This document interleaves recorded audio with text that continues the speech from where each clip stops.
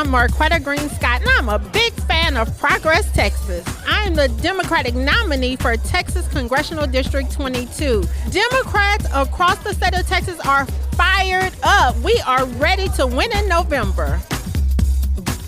It's Monday, March 30th, 2026, and this is the Progress Texas Daily Dispatch. Rapid response on the breaking news stories Texas progressives need to know.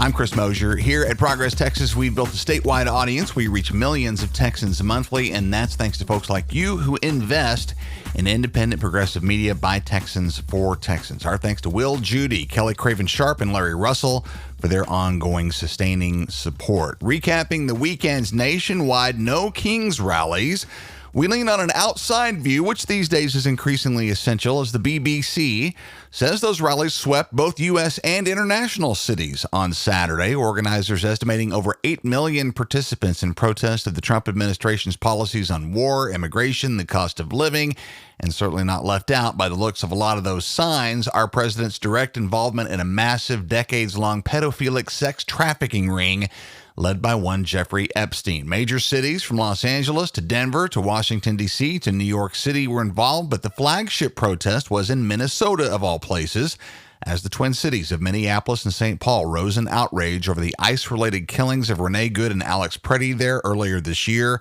with Bruce Springsteen, Jane Fonda, Bernie Sanders, Joan Baez, and Minnesota Governor Tim Walz joining in an epic but largely peaceful hell-raising. Things did get a little hot in a few places, including Dallas, where Kelly Dearmore at the Dallas Observer writes that a 57-year-old attendee was arrested after he threw punches in a confrontation with right-wing counter-protesters, a couple of whom you've heard of if you're paying attention, but who shall remain appropriately unnamed here. The charge against the punch thrower: assault against an elderly or disabled individual, which is a Class A misdemeanor. A little trouble out in L.A. as well.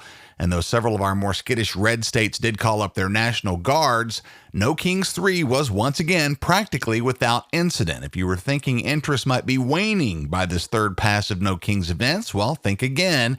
The record-breaking turnout reflects that national resistance to the tyrannical rule of Trump continues to build, and that our president is on track for a potentially historic rebuke come November. Meanwhile, also in Texas, a gathering of a decidedly different flavor went down over the last few days in Grapevine, site of the annual Conservative Political Action Conference, or CPAC, where a couple of notable items popped up. We talked on Thursday's In Progress Roundtable podcast about the stark clash of ideology that's become evident in, of all races, that for Texas Railroad Commissioner. On the Democratic side, nominee and State Representative John Rosenthal, an affable and interesting Houstonian who happens also to be an oil and gas technology expert. On the Republican side, things are still in a runoff for May, and one of those candidates is the notorious racist hate-monger and former Tarrant County Republican Party Chair Beau French, who Kayla Guo at the Texas Tribune says continued plowing that same row in Grapevine over this weekend, calling for the deportation of 100 million people, a number that would encompass nearly a third of the overall U.S. population. French was speaking on a panel titled "Don't Sharia My Texas," and argued that immigration from regions with cultures supposedly unaligned with American values necessitated these mass removals, which would numerically include millions of U.S. citizens. Also on this panel was Jenny Story, the current COO of Patriot Mobile, the MAGA-supporting cell phone network in North Texas that has also spawned Lee Wamsgans, GOP opponent of freshly elected Texas State Senator Taylor Ramett. Both of them openly and unabashedly embraced Islamophobia, framing the religion and its 2 billion practitioners around the world as a fundamental threat to Texas and to the United States. This is important stuff to note here. These people are openly declaring hostility towards a major world religion, and that embraces morphing into a litmus test for MAGA in 2026 Texas. Governor Greg Abbott and Lieutenant Governor Dan Patrick are all in, as we've talked about, despite Muslims making up less than 2% of Texas's population. Beau French is in a runoff against incumbent Railroad Commissioner Jim Wright. They finished within half a point of each other on top of a field of 5 candidates back on primary election day. Wright's a lot more normal than Beau French is, but that's not saying much. He has also leaned into Muslim bashing in his campaign rhetoric. Also at CPAC this weekend, and definitely along the line of which Republican is more normal than the other, Thomas Beaumont at the Associated Press says Texas Attorney General Ken Paxton was basically the guest of honor And if that gathering is to be taken as an accurate measure of the MAGA mood, Paxton has emerged as the grassroots favorite in his runoff against incumbent Senator John Cornyn.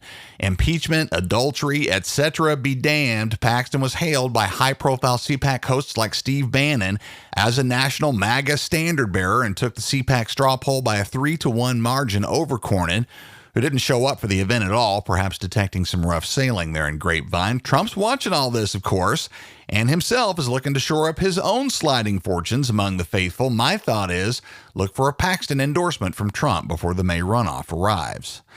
A lot of that's been riding on the Save America Act's fortunes in the Senate, of course, which Cornyn has limply endorsed after being manipulated into abandoning his own views on the filibuster by Paxton.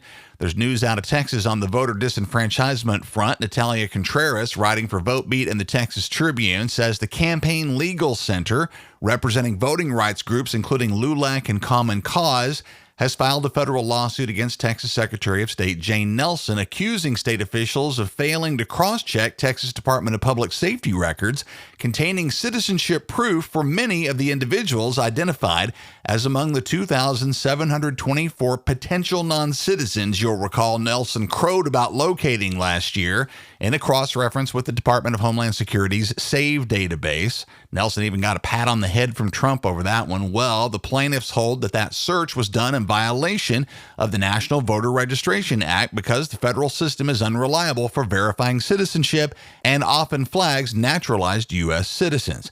They're demanding that any purged voters be reinstated until their citizenship can either be conclusively verified or proven invalid. In other words, they're demanding that hard facts are determined before Texans are denied their most fundamental rights. Crazy, I know. One more from the legal department this morning, and no surprise that the fat cats appear to get off scot-free. This is Texas, after all, and a Friday decision designed to keep this out of the news as much as possible. The Texas Supreme Court, without providing reasoning or comment, pulled the plug on 5 lawsuits representing tens of thousands of residents and businesses across Texas seeking damages from power generators following 2021's Winter Storm Uri, basically upholding a lower court ruling that the cases had, quote, no basis in law or fact, unquote. This is yet another huge win for energy giants like CenterPoint and NRG, who had blamed the catastrophic multiple billions of dollars in damages and over 240 deaths across Texas in that event to the weather, sidestepping the operational and maintenance deficiencies within their own hardware that enabled the widespread and deadly loss of power in that event. Consumer advocates note that the Texas legislature, since that deadly winter storm, has mandated that these companies undergo extensive weatherization improvements, which implicitly acknowledges shortfalls in the apparatus run by these providers, and that meanwhile, the costs of both that state-mandated weatherization and a massive bill for natural gas spikes during Uri have all been passed to consumers like you and me, all without ensuring future accountability for the future grid failures likely to come with future extreme weather events. In fact, this move solidifies precedent in a 2023 Texas Supreme Court ruling in which they shielded ERCOT from similar lawsuits under the doctrine of sovereign immunity. This ruling exhausts and defeats a years-long effort by thousands of Texas victims to hold energy billionaires legally responsible for their failures that February. And if this burns you up, do keep in mind that there lies ahead an opportunity to start making changes on the Texas Supreme Court. Democrats Maggie Ellis, Cherie Kelly, Kristen Hawkins, and Gisela Triana are all on your November ballot. We encourage you to listen back to a great podcast conversation, including Ellis and Kelly, from a couple of months back here at Progress Texas on the judicial races this year. See the link to that in the show notes. A quick correction from Friday when we were talking about this weird midterm Republican convention being demanded by Donald Trump to take place in Dallas over the weekend of September 11th. I got my Dallas sports venues mixed up.